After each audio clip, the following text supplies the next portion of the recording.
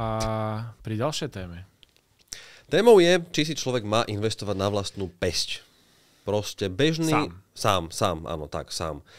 To znamená, že keď sa nevenujete investovaniu profesne, ani financiám profesne, ale ste čokoľvek iné, mimo finančný sektor, či je dobrý nápad investovať cez akúkoľvek platformu, ako sa dneska rozpráva, že však stačí si otvoriť účet zadarmo, investovať do jedného indexu, ktorý stojí 0,0 nič a človek má vystarané, až kým nezbohatne a nebude mať svoj pasívny príjem. Je to dobrý nápad podľa teba? Rôzni takí pseudoodborníci toto hovoria. Áno. Už som ich počul viac. Samozvaní odborníci. No, tak ono... Ide o to, že ja som k tomuto videl aj nejaké štatistiky v zahraničí. To mi len teraz napadlo, že to som si nepripravoval do tejto epizódy, ale... Ale ja mám, kamo. Máš? Mám. Paráda. Tak máš... Mám. Dobre, tak daj potom. Dám ti, len to musím teraz otvoriť, kľudne, ale medzičasom ti poviem, aký mám na to pohľad ja. Povedz. Lebo prečo by človek, ktorý sa tomu nevenuje profesionálne, nemal toto robiť? Berem to z veľmi jednoduchého pohľadu, že veď prečo by si človek nemohol, ja neviem, stružlikať sochy z dreva po večeroch doma, alebo vyrábať kvetinače, lavičky, záhony, záhradkárčiť, keď ho to baví, keď sa o to zaujíma, ja neviem, opravovať si svoju škodovečku v garáži, keď ho to baví. Proste toto je môj pohľad na to. Keď niekoho zaujíma investovanie a venuje sa čomukoľvek inému, kľudne môže pracovať ako účtovník, kľudne môže pracovať ako, ja neviem... marketér, ITčkár, stavbár. Akákoľvek práca mimo finančný sektor, ale baví ma proste sledovať trhy, baví ma, čo sa deje v rámci ekonomiky, ale nechcem sa tomu profesne venovať, ale chcem si riadiť moje portfólio. Vtedy nemám s tým normálne, že žiaden problém a myslím si, že to aj dobrý nápad, lebo však človek sa, keď sa v tom vzdeláva a učí sa to, aj keby sám, tak je to úplne OK. Problém je, keď si niekto myslí, že nemusí sa tomu vôbec venovať, môže na to úplne kašľať a urobiť presne tie kroky, ktoré sú veľmi ľahko marketovateľné, že však otvor si účet, ktorý je zadarmo a kúp si index, ktorý je skoro zadarmo a vlastne máš zadarmo a ušetril si na všetkom a si milionár do 10 rokov alebo do 15 rokov a je to vybavené, tak to nie je úplne správna vec, pretože to tak nie je. A teraz som sa dostal k tomu, ako to vlastne je. Sú teda dve možnosti. Idem takto sám, alebo si nájdem nejakého profesionála. Profesionál niečo stojí, samozrejme. Rovnako ako keď si zaplatím záhradkárov, tak ma to bude stať viac peňazí, ako keď si to sám okopkám. Ale musím si na to nájsť čas a musím vedieť, čo robím. Či si náhodou neokopkám aj koreň toho, čo nechcem, aby sa vykopkalo. Ľahko povedané. Vanguard má svoj vlastný prieskum v rámci svojich riešení. Že behaviorálny coaching, to nazvali, to majú štúdiu, k tomu si ju viete dohľadať. Behaviorálny coaching, teda guidance svojich investorov, ktorým nespravujú oni, že akože, áno, vo svojich fondoch, ale nie je to, že investičné poradenstvo, je to len behaviorálny coaching, čiže cez ich investičné riešenia, povedzme aplikácia podobne, ktoré nie sú dostupné u nás, ale primárne v Spojených štátoch. Čiže oni len dávajú nejaké guidelines, čo má kedy človek robiť. Povedzme, že je to len taký sprievodca investičným svetom, tak za ktorý samozrejme si pýtajú nejaké peniaze. Pýtajú si za to 0,5% ročne. Len za to, že dostávaš informácie, dobre, teraz trhy padajú, čo by si mal robiť, aké sú behaviorálne biases, čiže v rámci behaviorálnej psychológie, ako sa správajú investori, ako sa správali v rôznych obdobiach. Proste nejaké infošky, ktoré ti neurobia ten krok, že ti nastavia portfólio, ty ho urobíš sám, ale dostaneš nejakú navigáciu.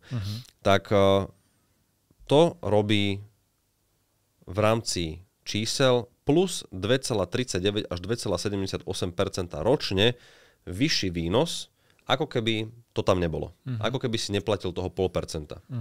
Čiže jednoducho povedané, ako hovoria niektorí investiční samozvaní gurus, 0,5% je veľa, platiť za nejakú službu, tak ju nebudem mať, tak ma to stalo napríklad povedzme 2,5% z ročného výnosu.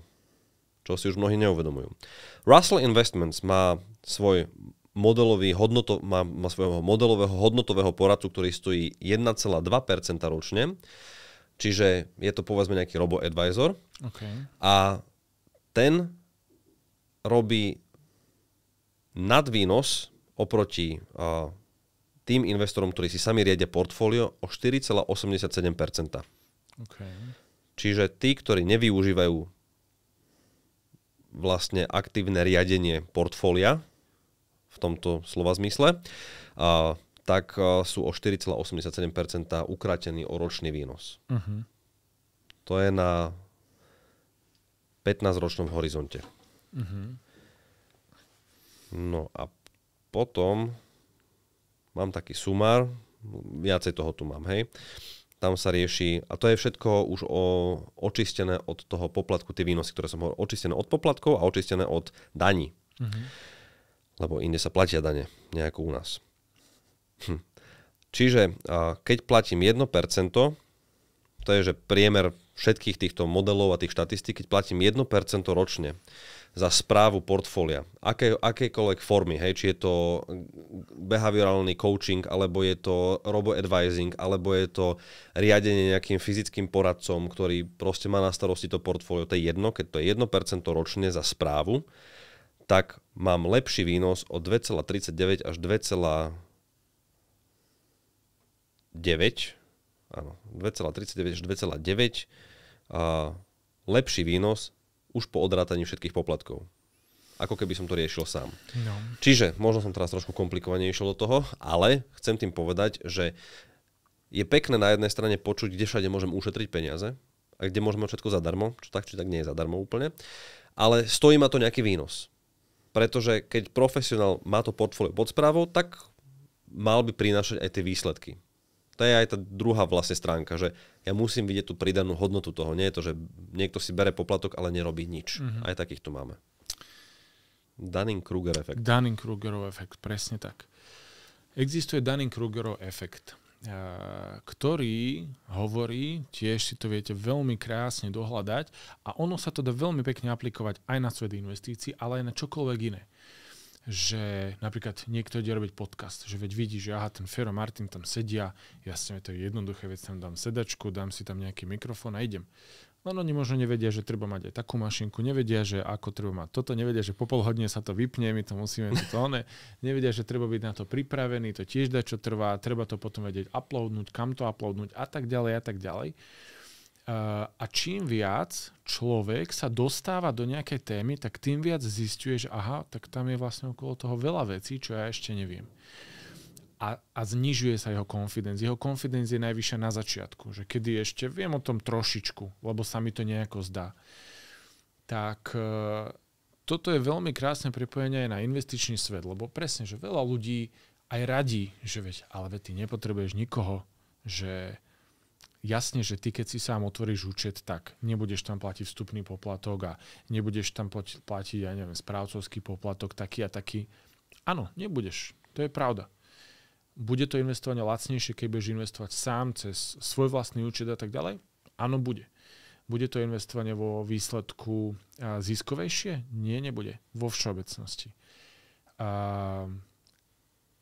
Tiež milujem, keď odborníci hovoria, že ale jasne, že bude, lebo tento index, ktorý vy nakúpite, sa vyvíja takto.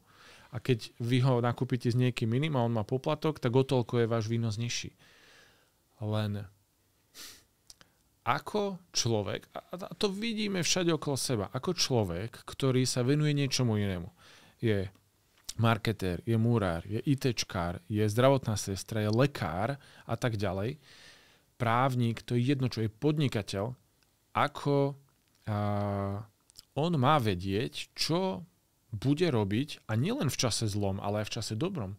Lebo si povieš, wow, ty kokso, teraz bolo dobré obdobie, už mi to zarobilo 100% a mám tam 100%, ale keď teraz klesne trh, tak tak tých 100% sa mi vymaže. Čo mám spraviť? Mám to vytiahnuť a áno, mám tých 100%.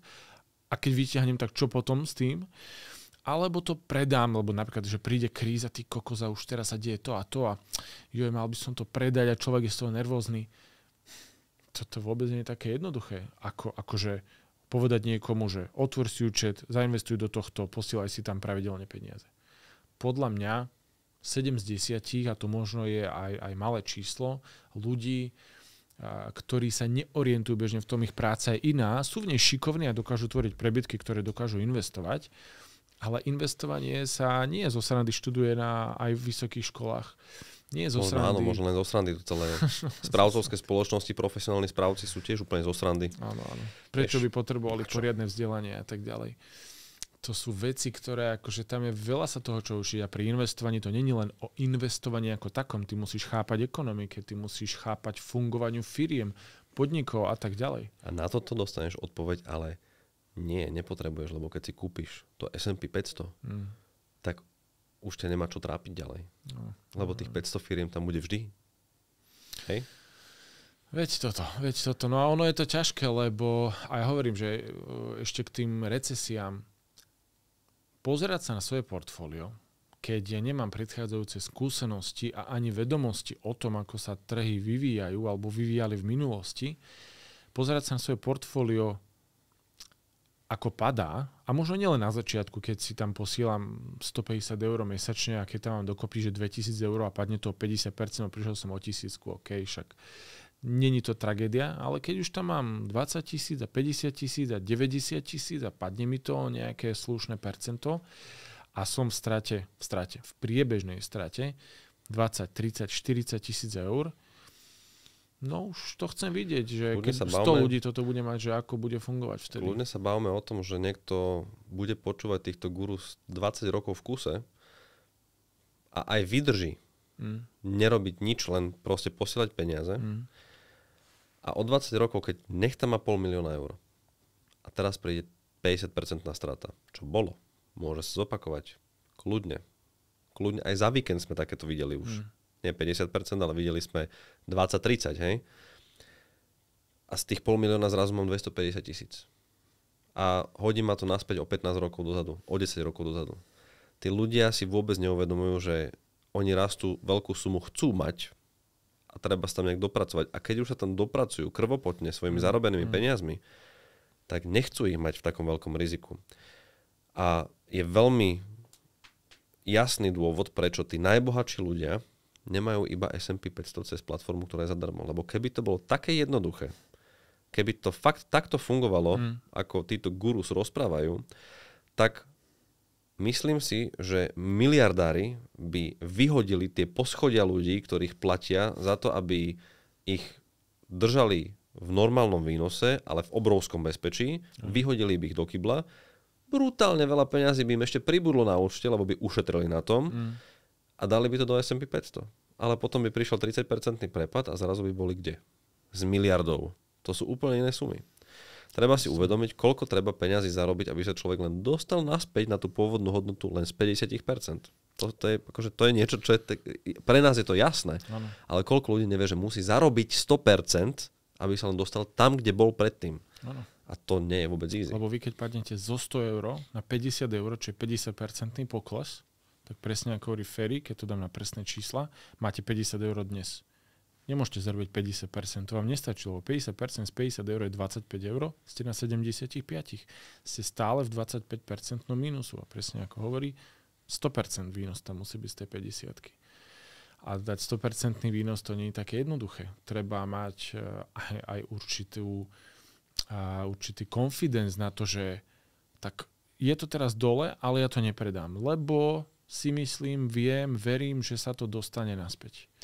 Vieš, koľko ľudí mi teraz písalo, že ako bol teraz, to nechcem povedať ani výpredaj nejaký veľký, proste prepad. Čo teraz piatok. Áno, minus 2%. Minus 2%. Koľko ľudí mi písalo, či teraz treba doinvestovať? A to sú ľudia, ktorí sami si riadia portfólia a berú minus 2% ako fakt prepad hodný pozornosti. Ktorí sledujú tvoj ekonomický content. Sú ľudia, ktorí nesledujú žiadny ekonomický investičný content. Vieš? Áno, preto som každému zodpovedne odpísal na to, že nie, toto nie je ten čas. No, určite nie. To 2-3%, ani 5%, to nič nie je. Do 10%, 10% sa berie len, že je to korekcia. Ja si myslím, že veľa ľudí, ktorí takto investujú, pretože podľahli tomu naratívu, že aké je to strašne jednoduché a nepotrebujeme na to nikoho, tak ich to po nejakom čase prejde a myslím, že ich to prejde pri prvej kríze. ani nie, že väčšej, pri prvej kríze, nejakej normálnej, bežnej, lebo vtedy si uvedomia, ako veľmi slabí v tomto sú v tejto disciplíne. Alebo sa budú musieť tomu začať viacej venovať. Pretože robia to, čo robiť nemajú a hlavne im nevydrží dlhodobo tá kontinuita. Nie, že by som v ľudí neveril, ale ani ja sám sebe neverím, keby som si išiel opravovať vozidlo. Na 99% by som skončil s pokazenými brzdami v strome. Alebo keby som sám seba išiel obhajovať na súd z akéhokoľvek dôvodu a povedal by som, ja nepotrebujem právnika, mne stačí ChatGPT. Skončil by som v base. Keď si spomenul ChatGPT, sú dnes ľudia, ktorí hovoria, že vedia sa ChatGPT opýtam, do čoho mám investovať a ako zložiť portfólio. Áno. A ChatGPT má vždy pekný disclaimer na konci. Toto nie je investičné odporúčanie. No, akože ja som si minule ako investičný profesionál skúšal konzultovať nejaké veci s chatom GPT, nejaký jeden konkrétny taký prípad investičný a dal mi nejaký výsledok, potom som mu dal, že dobre, ale vlastne tu je situácia trošku iná v tom a v tom, že skús mi to vypočítať ešte raz, on mi to vypočítal, dal mi rovnaký výsledok, ako mi dal predtým, keď ja som mu teraz parametre zadal iné. A výsledok tam mal byť, že úplne iný. Hej, na toto vôbec nie je v poriadku. Čiže akože... Alebo druhá vec je, že dobre, tak ja dneska vidím na tom YouTube, na Instagrame, na TikToku niekoho, kto mi poradil kúp iba S&P 500 a neurob nič iné. Dobre, tak vy to urobíte. Trh, dajme tomu najbližší rok, 2, 3 rastie, super pohoda, 4 rastie, 5, 6, 7, 10. A potom príde presne nejaký veľký pokles. Koho budete viniť? Seba alebo budete viniť jeho? A keď budete viniť jeho a napíšete mu, že dobre, a teraz čo mám robiť? Lebo ja som urobil presne to, čo si mi ty povedal pred 3 rokmi, pred 5, pred 7. Áno, ty za to nenesieš zodpovednosť, lebo ty si to povedal všeobecne vo videu, ale ja som urobil presne, čo si ty povedal, čo mám robiť. On ma možno ani neodpíše, to je prvá vec, lebo ak ho nebodaj sledujú, že už strašne veľa ľudí a napíšeme mu toto, že 1000 ľudí, nemá šancu. On nie je za to platený, aby vám poradil. Keď vy platíte niekomu, tak tam je úplne iná aj zodpovednosť, aj to, že vy ste možno jeho klient a on to s vami reálne rieši a nie vtedy o 10 rokov, ale možno každý druhý rok, každý pol rok a tak ďalej. Tak. To sú úplne iné zodpovednosti takýchto ľudí. Akože Spomínal som to, ale spomeniem to ešte raz pri S&P 500. Keď je to svätý grál všetkého. Bolo obdobie, keď to S&P proste 12 rokov zarobilo nič. Áno. A ja reálne si neviem predstaviť ani samého seba. Nie ľudí, ktorí nie sú v investíciách, ktorí by mali tú trpezlivosť a pozerať sa na niečo, čo mi zarába 0, 12 rokov, čo je vo vysokej kolísavosti a ešte to neprekoná ani infláciu. Absolútne.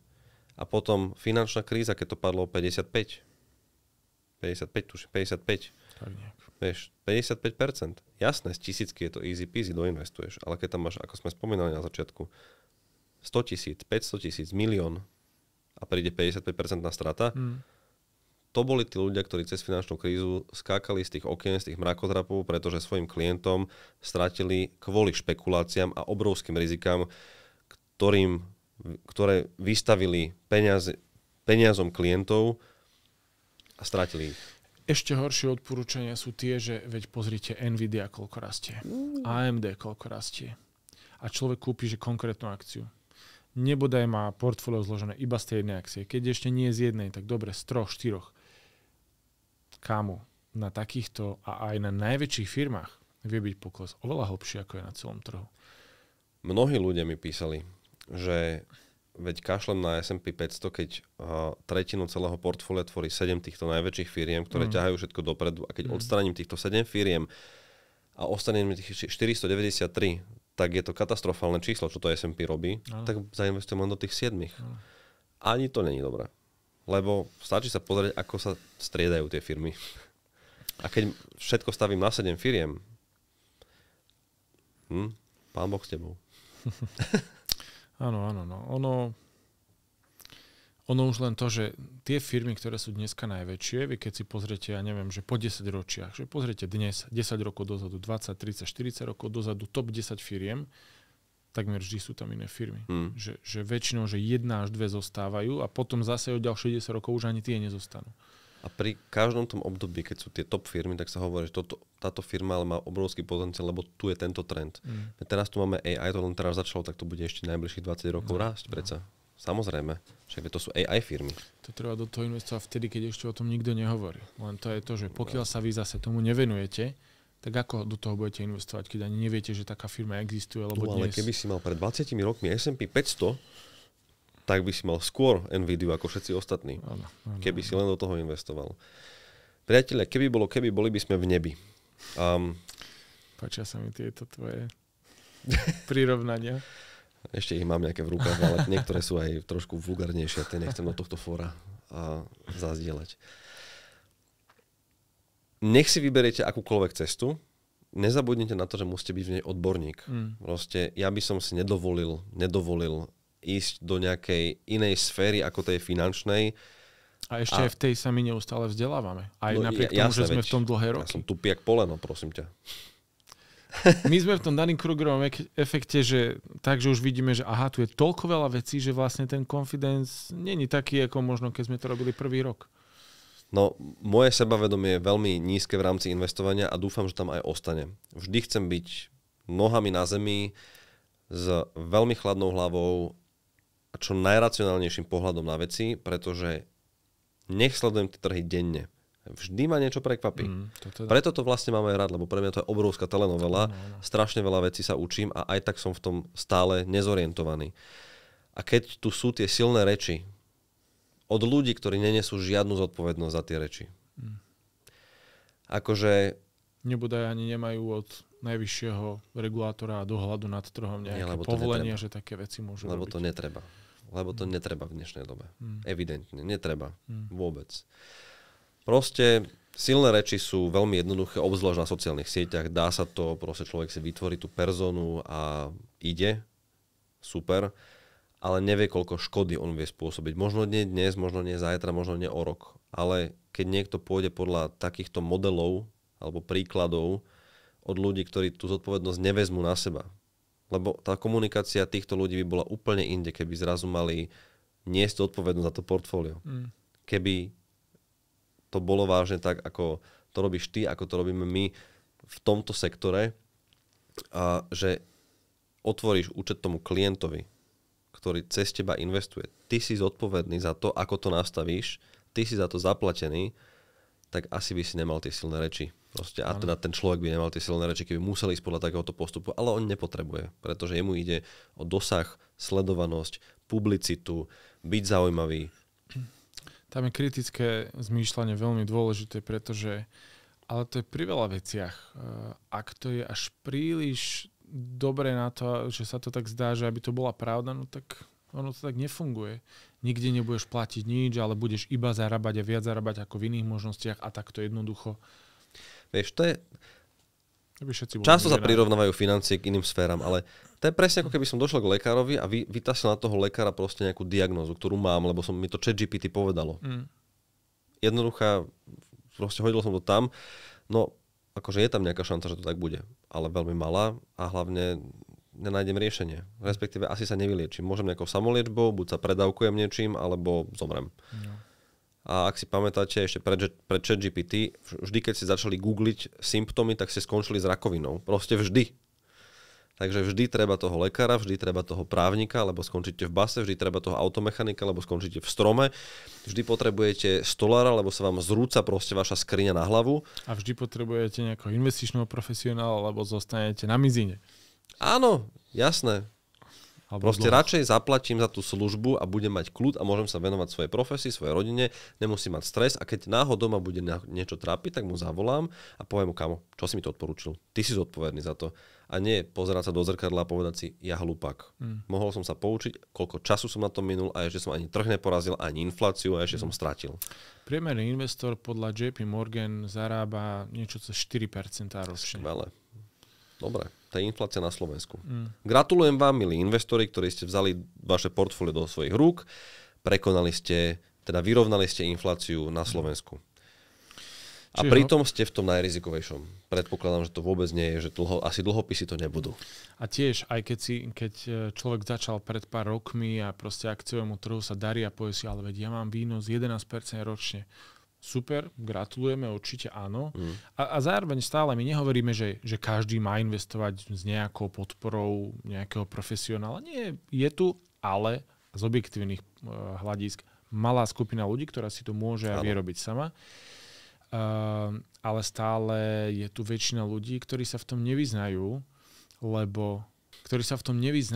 pretože nie zo srandy je toľko veľa kníh o investovaní. Nie zo srandy je toľko veľa videí tých odborných ľudí o investovaní, podcastov, článkov a tak ďalej. To si treba neustále študovať. Tak ako my hovoríme, že nevieme všetko.